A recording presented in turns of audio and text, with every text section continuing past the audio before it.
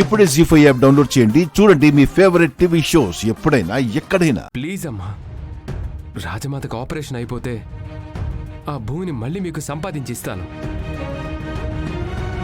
అమ్మడం ఇష్టం లేకపోతే ఆ ల్యాండ్ పేపర్స్ కుదవ పెడదాం. మనం తీసుకున్న డబ్బు తిరిగి ఇచ్చేస్తే ఆ పేపర్స్ మనకిస్తారు కదమ్మా.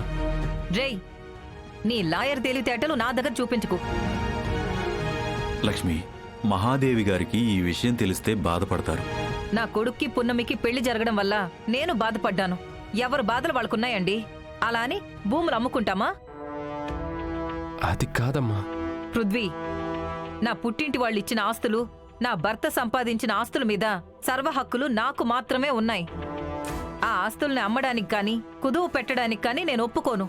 కాదు కూడదు అని రూల్స్ మాట్లాడితే ఈ ఆస్తి మీద నేను చచ్చాక నీకు హక్కు ఉంటుంది. కాబట్టి నీకంత కావాలి అనుకుంటే ఇప్పుడే నేను వెళ్ళి ఏదో ఒకటి చేసుకుని చచ్చిపోతాను.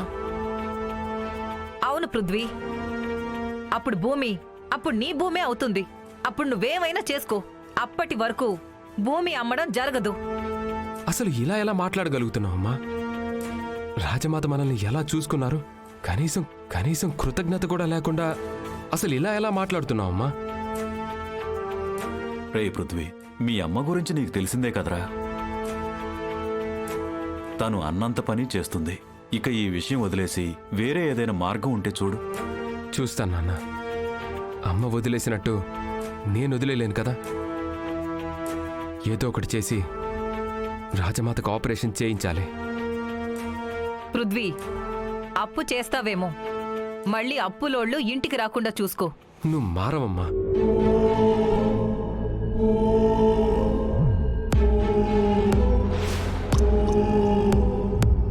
నీకు ఆవిడ్ని బతికించడం కావాలి, నాకు ఆవిడ చావడం కావాలి.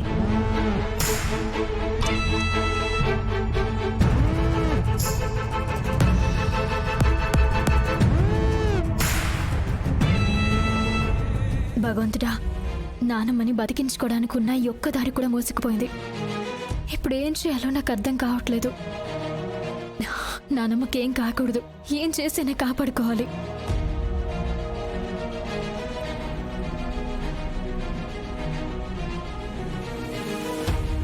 అవును, నానమ్మ నగలు ఇంట్లోనే ఉన్నాయి కదా. ఆ నగలు తీసుకెళ్లి తాకట్టు పెడితే అదే చేయాలి. అత్తయ్య, ఒక్కసారి ఇంటి తాళాలు ఇవ్వండి. దేనికి పున్నమి? నానమ్మ నగలు ఇంట్లో ఉన్నాయి కదా, అవి అమ్మేసి ఆపరేషన్ కావాల్సిన డబ్బులు తీసుకొస్తాను. అయ్యో పున్నమి, నీకు ఈ విషయం తెలీదా?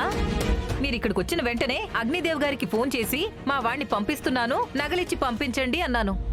అందుకే మీ నానమ్మే ఆ నగలు కూడా ఇచ్చేసింది.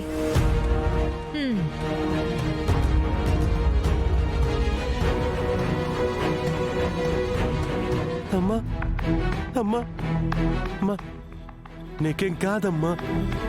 అయినా పున్నమి పృథ్వీ ఉన్నారు కదా, వాళ్ళు చూసుకుంటారు. నీ మీద ఈగ కూడా వాళ్ళనివ్వరు.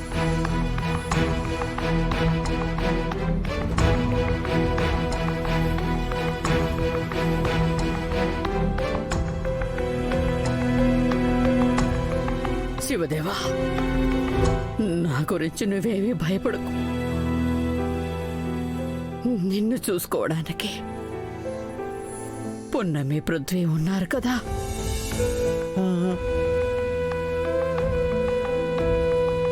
ఒకవేళ నాకేమైనా అయితే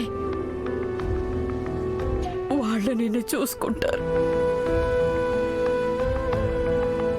మీకేం అవ్వదు నానమ్మా, మీకేం అవ్వదు. పున్నమి, నా గుండె అలసిపోయిందని నాకు తెలుసు. విశ్రాంతి కోరుకుంటుందని నాకు తెలుసు. నాకు ఏం జరిగినా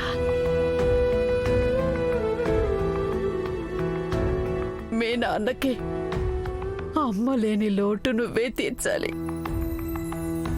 అమ్మా, అయ్యో అలా మాట్లాడద్దమ్మా. నీకేం కాదు, ఏం కాదు. బిడ్డ లేని లోటు కూడా నువ్వే తీర్చాలి. అలా మాట్లాడకండి రాజమాత. నానమ్మ, మీరలా మాట్లాడకండి. నాకు భయం వేస్తుంది. అమ్మా, నీకేమైనా అయితే నేనెలా బతుకుతానమ్మా? నన్ను ఇలా ఒంటరిగా వదిలేసి నువ్వు వెళ్ళొద్దమ్మా. ఇప్పటి వరకు నన్ను వదిలేసి ఎప్పుడూ లేవు కదమ్మా. నేను కూడా నిన్ను వదిలి ఉండలేను. నన్ను కూడా నీతో తీసుకుపో అమ్మా.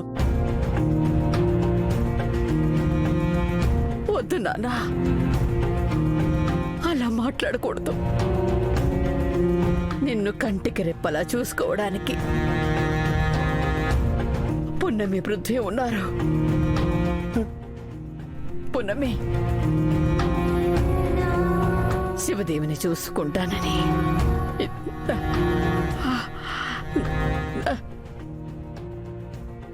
నాకు మాట ఇవ్వు.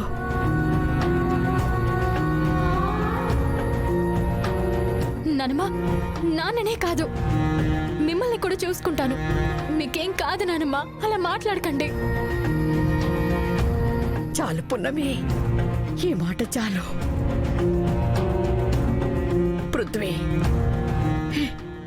నువ్వు పున్నమిని అర్థం చేసుకొని నీ భార్యగా స్వీకరించు.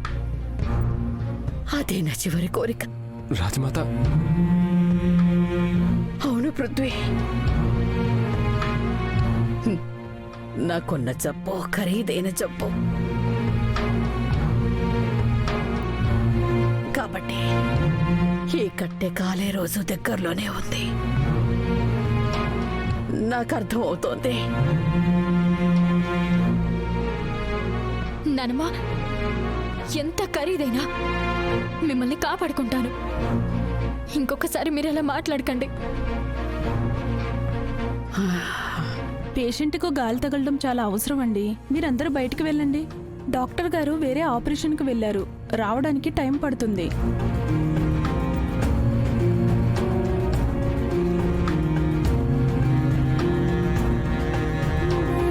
అమ్మా, అంకుల్ పదండి.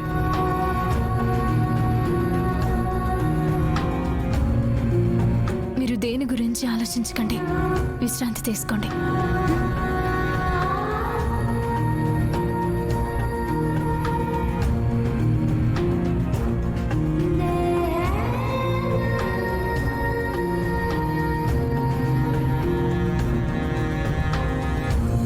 వకీల్ సాబ్, మీతో కొంచెం ఒంటరిగా మాట్లాడాలి. ఒకసారి అండి. సరే పద.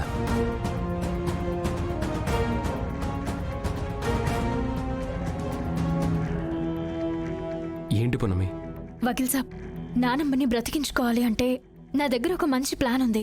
ఏంటి పున్నమి అది?